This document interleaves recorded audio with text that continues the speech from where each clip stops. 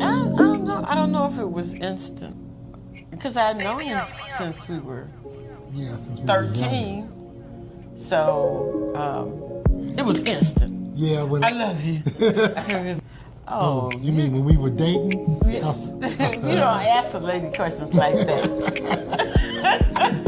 I can say this: it was a long time.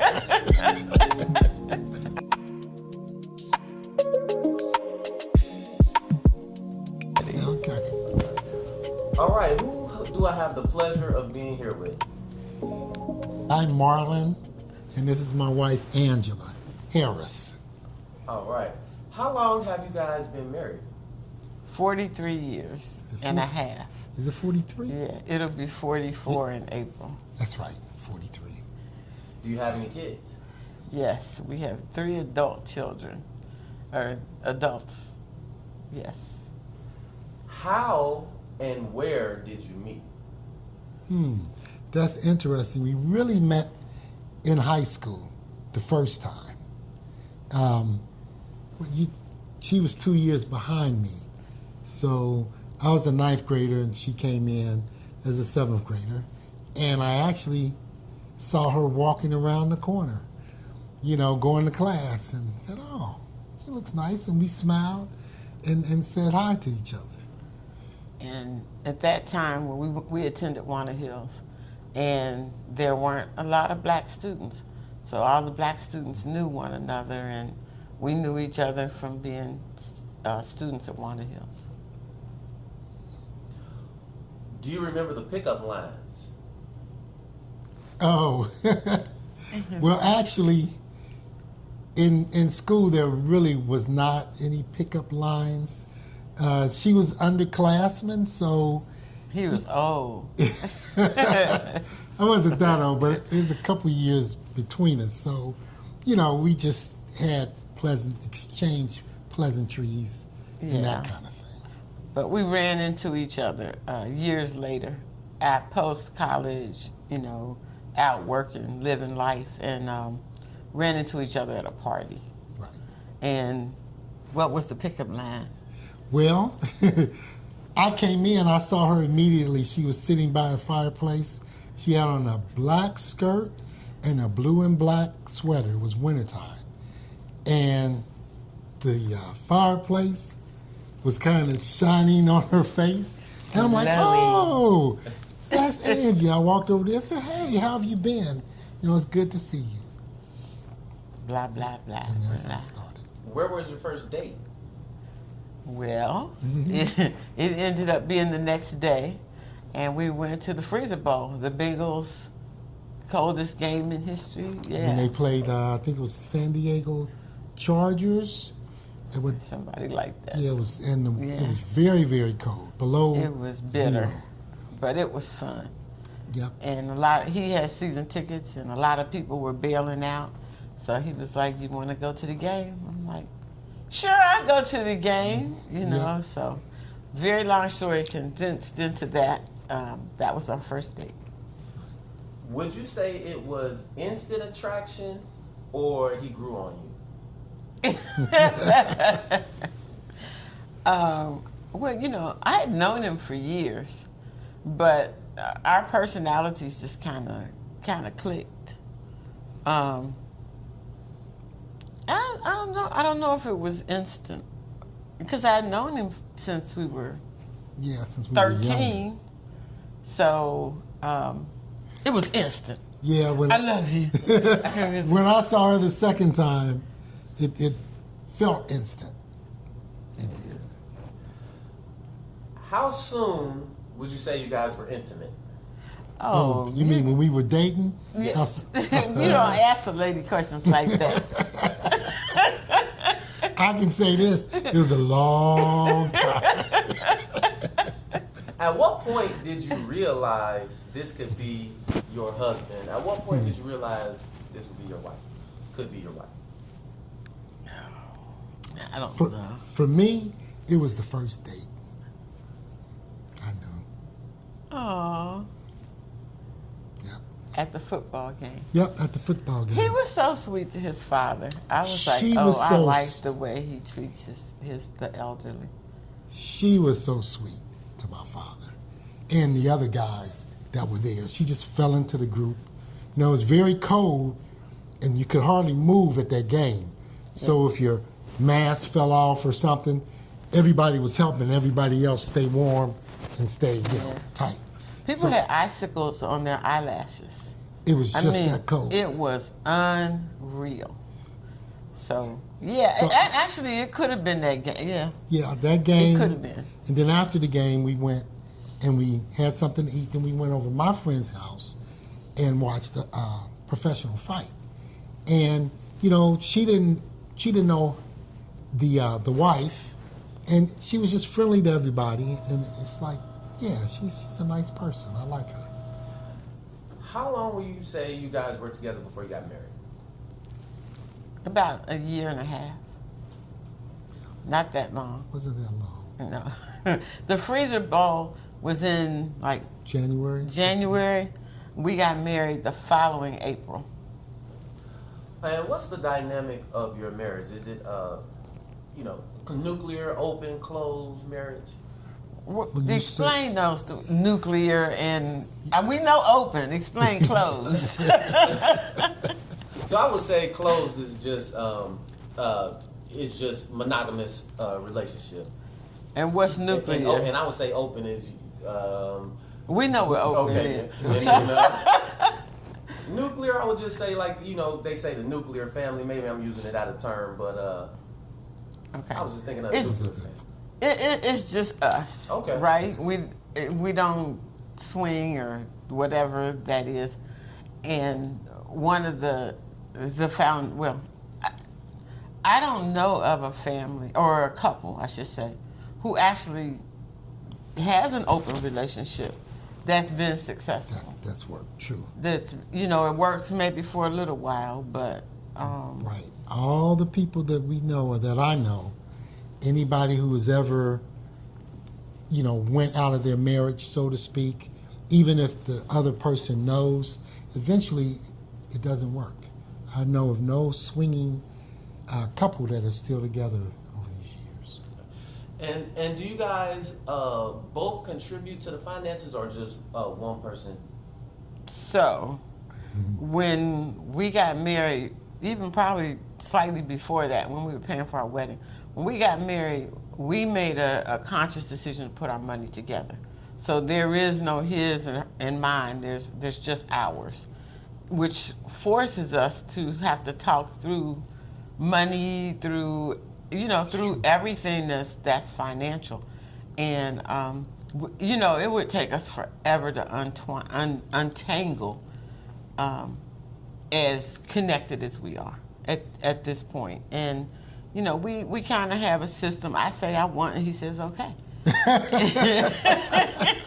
Oh, is that how it works? That's how it works. But that's Yeah. an interesting. Go ahead. Go ahead. I was going to say that's an interesting question because we do know couples who don't put their money together, and then we know couples who one will have theirs, the other will have hers, and then they have something together. And that works for them, and I think it all depends on the couple. It's kind of interesting when you put your money together, then, like, I have to realize, okay, when she goes to work, she dresses nicer, usually, than when I go to work.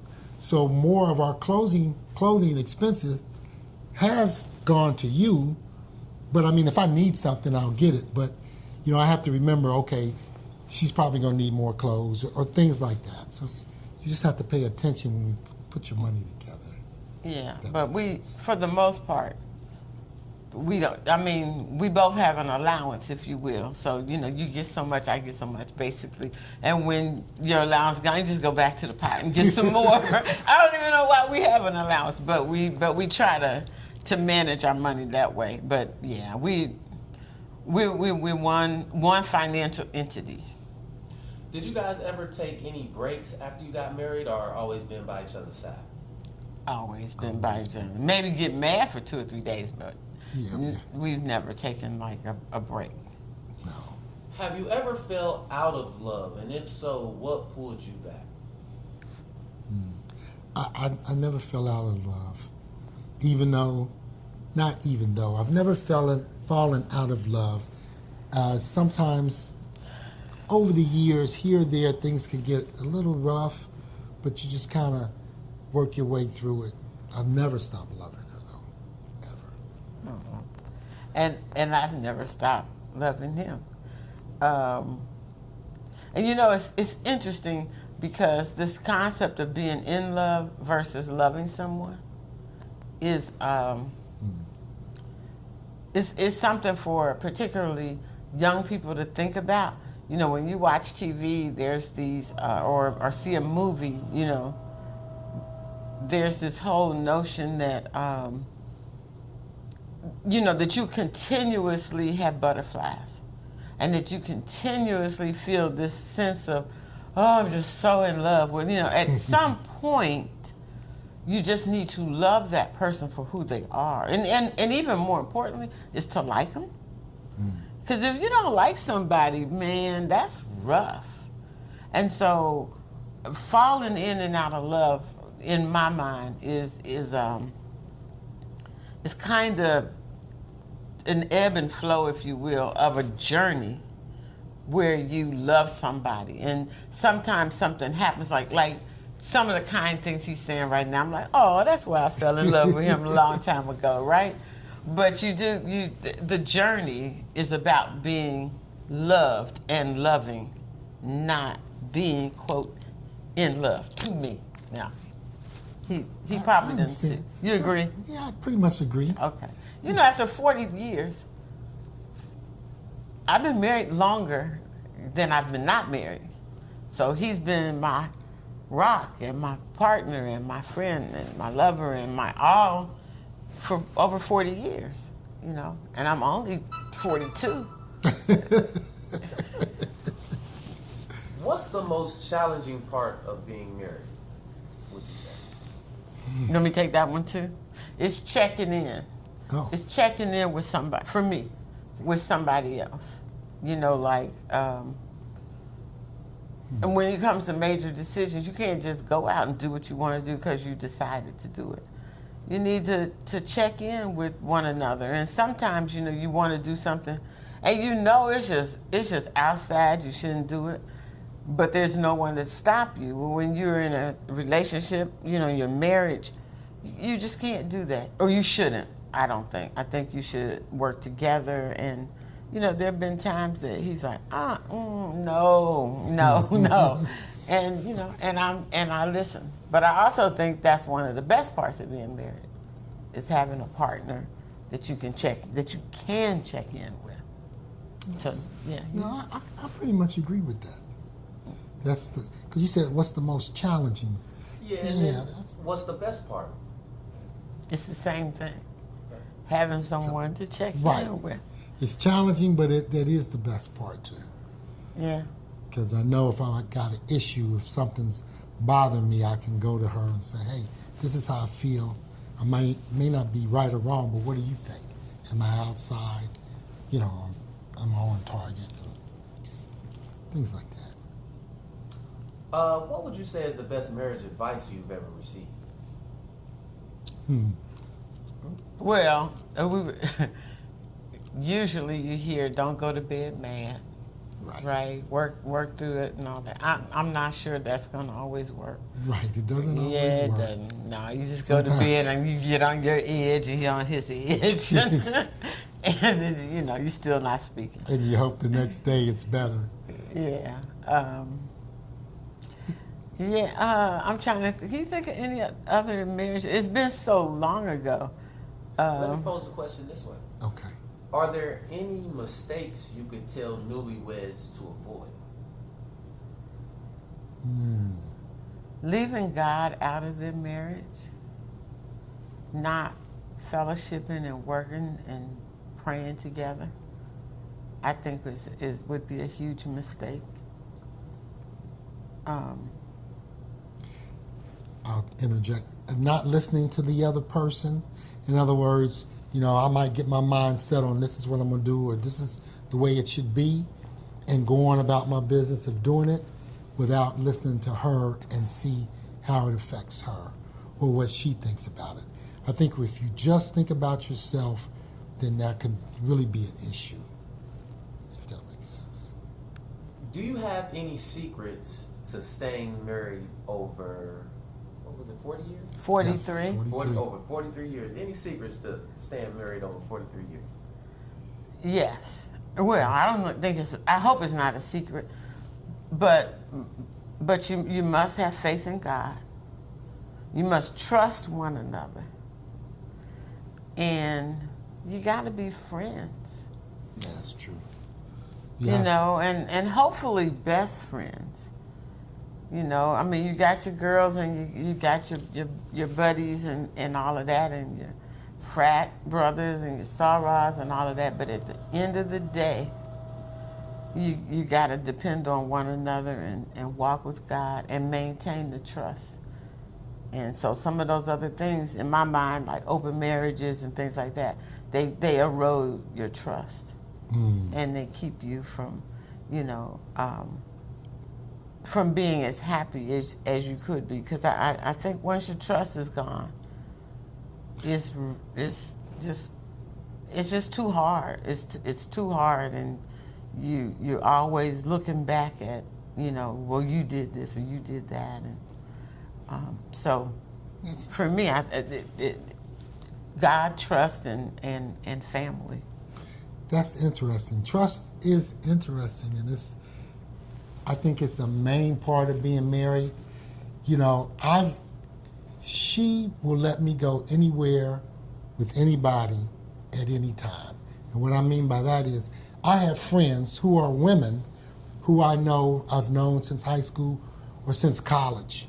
And if I run into them, if I see them, if I go to a city that they're in and she's not with me, I'll tell her, okay, I'm going to go visit so-and-so. And she's fine with it. And nothing ever happens. And one reason nothing happens, of course, I'm a stand-up guy, but one reason, I know she trusts me.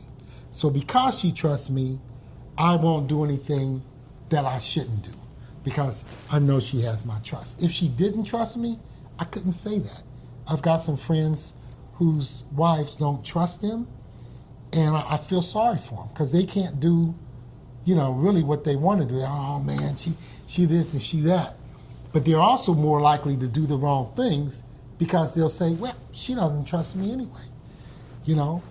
But trust is a big thing, and it's very important. Another thing I like to say about you know, making a marriage work, from time to time, we don't do it all the time, but I think everybody should, just like a company, every year they'll go over what they've done the year before, and they'll say, hey, you know, did we meet our objectives, et cetera, et cetera. I think every so often a couple should get together and say, okay, this is what I'm going to work on in the coming year or the coming 6 months. I'm going to work on myself, my job, the house, and then 6 months later, go back and check, hey, are you doing what you said you were going to do? Am I doing what I said I was going to do for one another or for the house? And I think it's important to periodically just have a meeting of the minds and say, where are we headed, you know, as a couple? Wow, that's great advice. Last question. If the world were to come to an end tomorrow, what would you want your spouse to know? Wow, that's a hard one. That's a hard one because she knows almost everything. But it's kind of weird, but I would say I would want her to know that there is life after death, and I'll be somewhere in this afterlife in some kind of way. I don't know how, but let's hook up. Let's keep, you know, you keep looking for me. I don't know which way we're going. I don't know if it's toward the light, toward the dark, but we'll know it's an afterlife. So, you know, let's try to meet afterwards, after it's all over. That's all I can think of. And I want you to know that I wouldn't have done anything different in these 43 years. Oh, that's I nice. love you. I love you too. Mr. and Mrs. Harris, thank you so much. Beat me up, beat me up, beat me up, beat me up, beat me up, beat me up. Audience, have a good one.